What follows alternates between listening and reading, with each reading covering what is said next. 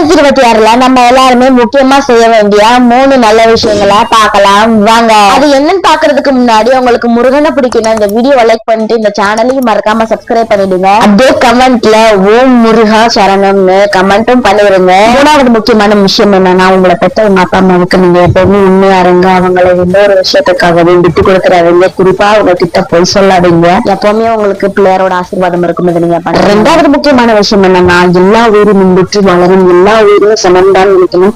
உங்க உயிர் போலயே நீங்க எல்லா உயிருமே பார்த்து எப்பவுமே அவங்க கூட கருணையா நடந்துக்கோங்க. அது நாயா இருந்தாலும் சரி, மனுஷனா இருந்தாலும் சரி. ஃபர்ஸ்ட் விஷயம் என்னன்னா, இந்த உலகத்துல இருக்கிற எந்த ஒரு மாயக்கிட்டையும் மாட்டிக்காம எப்பவுமே அற்புதஞ்சோதி ஆண்டவர் சரணமே இருக்கணும்.